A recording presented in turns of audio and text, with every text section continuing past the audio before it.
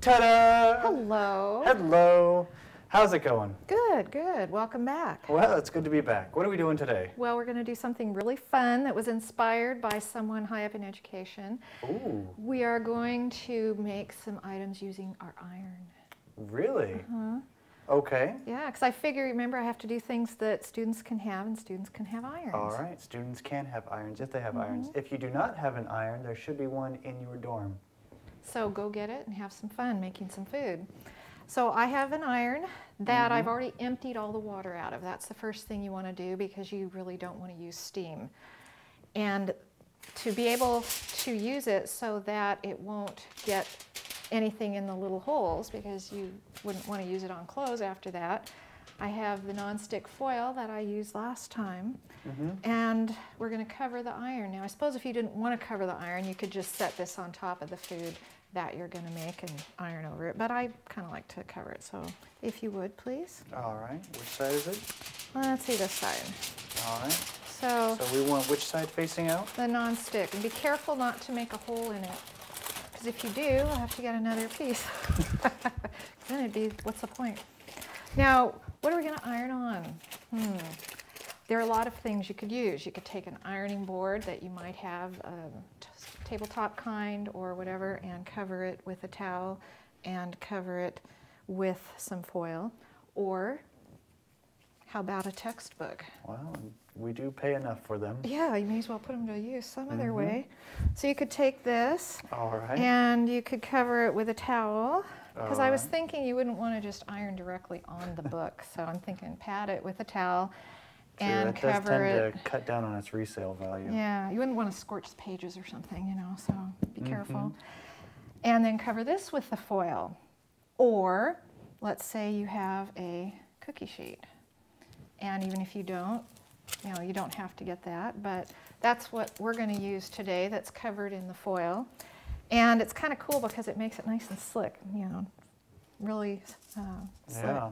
Now, did you turn on the iron? I did not. I Okay. will. We want to turn it to the highest setting and just let it warm up, and then that's what we will be using to iron our sandwiches. But we're going to start with a quesadilla. I have two different sizes. I was thinking the small sizes would work best for this. All right. And I actually did try it, putting the cheese on the whole thing and making it that big, but it's kind of awkward. So I think it's easier to do it folding it in half, which is what we're going to do. Now the small ones are also known as Fajita size. All right. Yeah. And I'm just buttering it with some margarine. Actually, that's kind of funny, buttering it with margarine. Spreading it with margarine. I could use butter, I suppose. In fact, I thought you might be able to use that spray. Does anybody ever have that? Non-stick spray? It's possible to find. I think quite a few people have it nowadays. Okay. Well, I'm going to place the butter side down. Wait, you say non-stick spray? You know, like I shouldn't use a brand name. Well, non-stick spray. If you use non-stick spray on a non-stick sheet, it'll slide all over the place. Yeah. Now I'm going to put cheese on half of it. All right. And this is just cheese that you buy in the bag already shredded, so you don't have to buy a shredder or anything like that. Okay. And I wonder if that's getting hot yet. Is it feeling warm?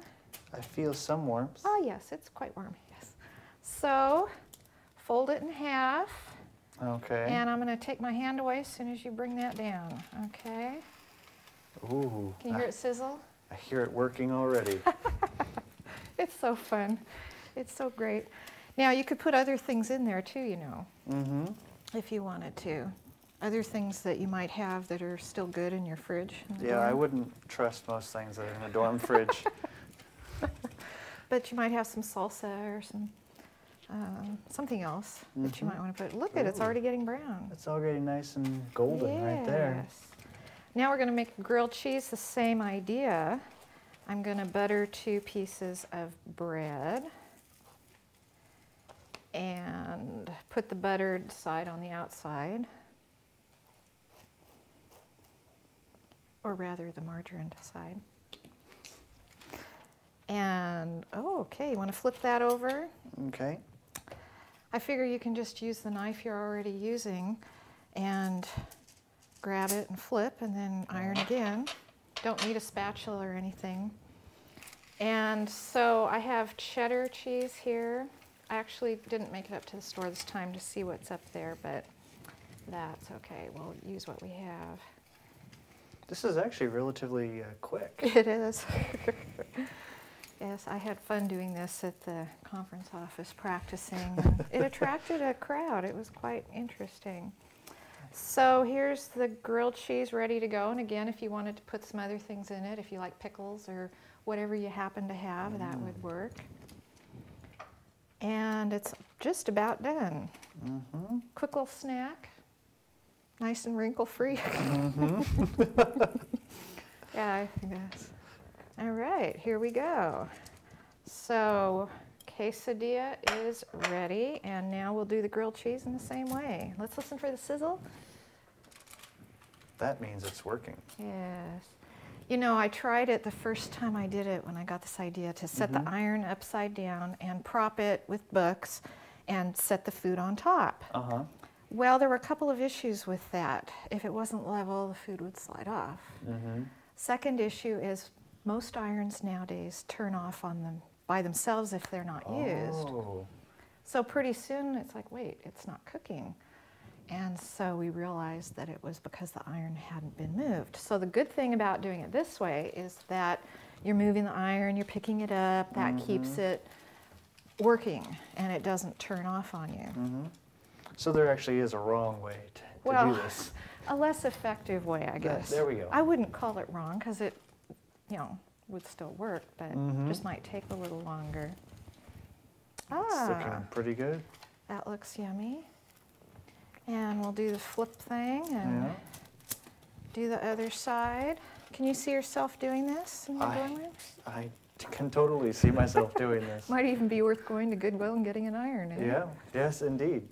To have handy for when you want to, you're studying at night and you get the urge to eat something and you don't want a candy bar or you know, something, actual food.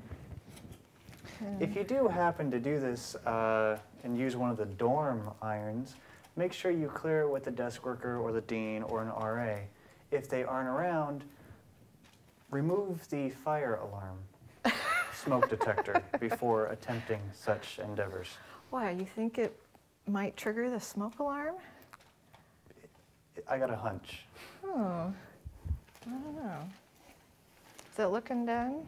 It's looking pretty good, actually. Yes, and done. All right, so I'm just going to take it, and of course you wouldn't have to cut it, but I just thought it'd be nice for presentation to take it and show how lovely it is. And there you have grilled cheese. Of course, you could use different cheeses, different breads, make it healthier. You know, you could try whatever you want. Well, what are some examples to try making it healthier? Well, whole wheat bread. Whole wheat bread, all right. Like I said, the spray instead of margarine or butter would work. Good old Zach. Good old me. Yeah, got a munch. You know, those are some things if you wanted to use the soy cheeses. Okay. I'm not familiar with how they melt or don't melt, but, you know, they're worth a shot. Yeah. All right. And excellent.